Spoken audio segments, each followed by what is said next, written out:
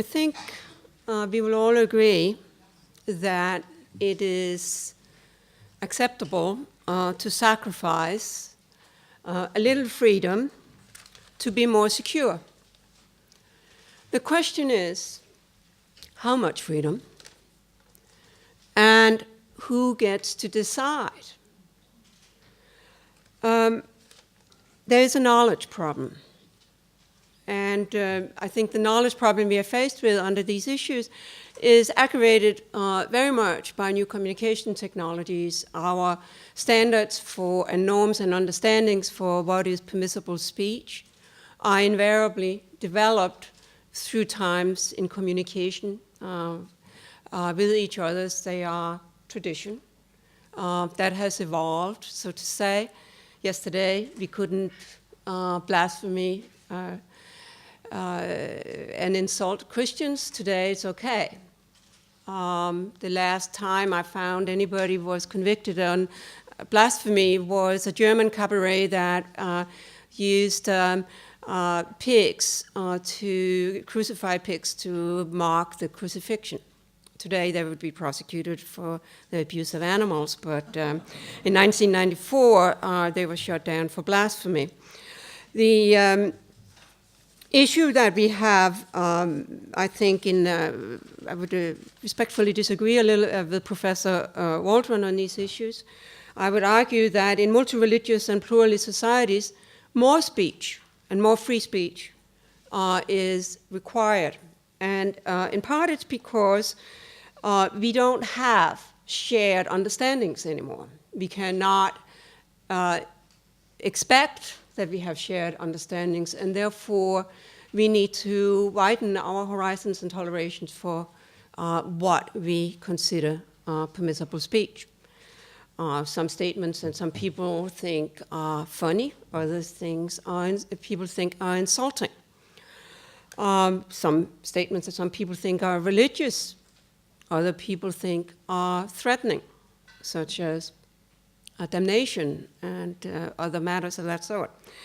I think the conflicts we have seen in connection with the Danish cartoons illustrate this very much, to the extent that what's safe in Denmark is not safe in Pakistan.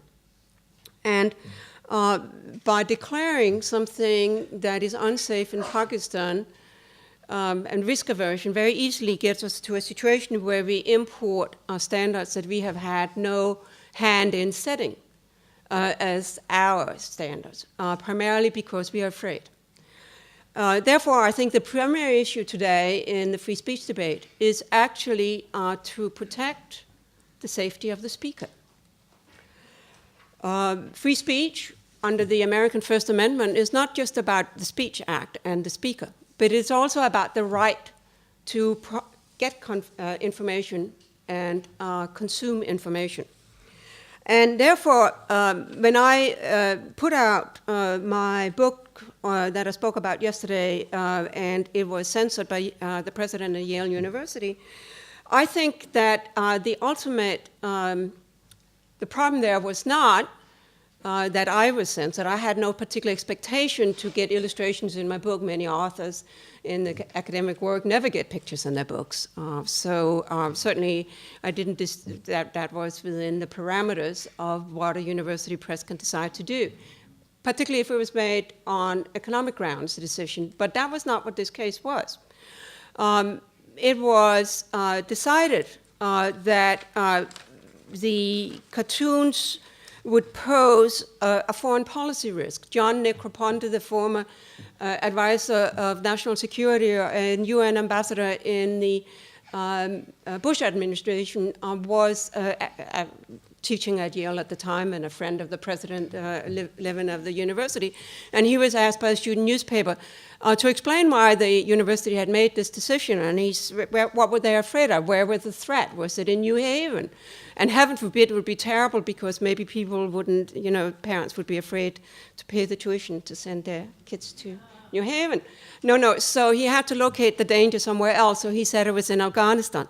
So I had images in my mind of mobs running through the streets of Kabul waving my book. I mean, it was obviously interesting, but the problem was that not only did they remove that illustration, they also removed this illustration, which is an old Ottoman print that shows the Prophet Muhammad going together with Ali into war. And they decided that that too was a security risk, as well as some other illustrations. And the problem here is that ultimately, when this was done, not only did the press and the university rob students of the opportunity to look at these illustrations and decide for what exactly is being shown here. There's a tremendous amount of ambiguity. Indeed, there are opposite interpretation of the one cartoon that traveled the world, the one up on the top there with the bomb in the turban, and the Muslim Declaration of Faith printed on the bomb. It was clearly incendiary to Muslims, because Muslims would read that as to say that all Muslims, because of their faith, are violent. But for a Danish Protestant accustomed to anti-clerical criticisms, this shows a man who is dressing himself up in the face as an excuse for proselytizing violence. And indeed, my chapter in my book was about the history of depiction in Islamic art and why this particular image was considered particularly insulting to Muslims. So one of the problems we have in multicultural societies is that we have a lot of learning to do. And we can only learn by talking, by investigating. And everybody was robbed of that opportunity because of this act. But the ultimate insult actually was to Muslims, because the lesson of this whole episode now is one that the jihadists, the extremists, the radical Islamists wanted to bring home, namely that Muslims don't do depiction. And self-evidently, Muslims have made pictures of the Prophet. But there are reasons why many Muslims today think that that's not the case.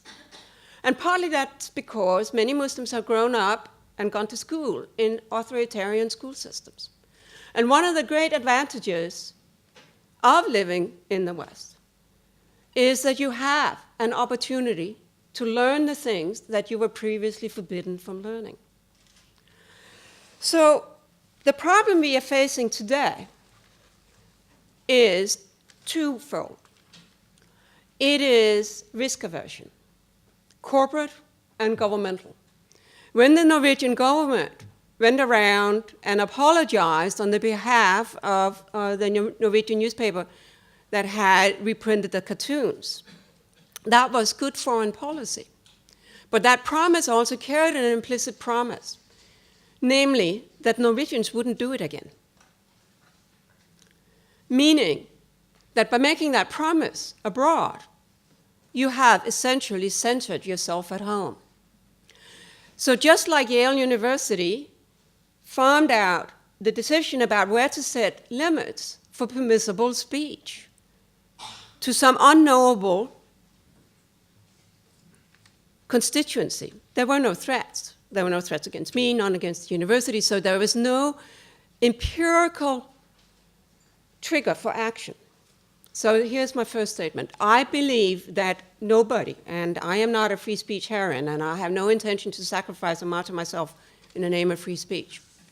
But only when faced with empirical evidence of an imminent threat should one censor speech acts. I also will make the second point, and that is that our authorities, by embracing risk aversion, has come dangerously close to sacrifice some of our absolutely most essential values. And then actually, the United States government recently was one of the worst offenders. A cartoonist named Molly Norris declared that every day, once a year, there should be a Draw Muhammad Day. And she ended up on a death list published by Anwar al-Awlaki in his magazine, Inspire Magazine, which is another piece of banned material I have on my computer, by the way. And without doubt, in contrast to what I did and my situation, there was evidence of a significant risk to her life.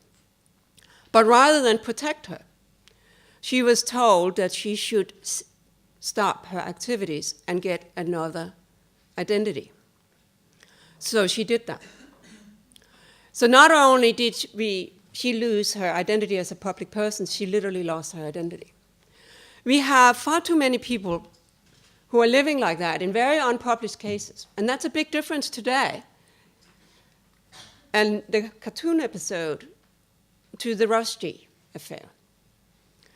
When Salman Rushdie was faced with a very severe death threat, indeed, 3 people were killed in connection with editors, translators, publishers, different parts of the world. The press, Penguin Press, and bookstores, bookstore Barnes & Noble were firebombed in the United States. Bookstores went out of their way to keep the book in circulation. And Salman Rushdie was provided with security. Today, that is not the case anymore. Aside from Al-Qaeda bombing the Danish embassy in Pakistan and managing to kill 8 Pakistanis who were walking by on the sidewalk, actually, to this day, there have been several significant attempts, but prevention has ruled, and one axe attack on Kurt Vestergaard, the cartoonist responsible for the bomb in the Turban up there, those are the only incidents that have been, and they're severe. It's a going situation. But I would argue that unintentionally, governments and the risk aversion has made Kurt Vestergaard's life a much more difficult than it need to be. Because one of the first things that happened back in 2005 was that you notice there were, in fact, 11 different cartoons. So why only Vestergaard? The reason is that the Danish police told all of the cartoonists to stop talking about what they did. Go away, disappear. And all did but Vestergaard. He said, I'm an old man, I don't care. So he kept talking. And that's why he became the focus. So I told you a tragic story, really, of serendipity and well-intentioned policy making that has had all the wrong results.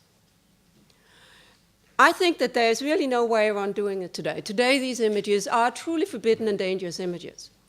And I would say that I was called up by PBS, and they asked me if they could show, I thought they could show them in a program. And I said, no, you can't. It's not safe. And that is unfortunately the truth.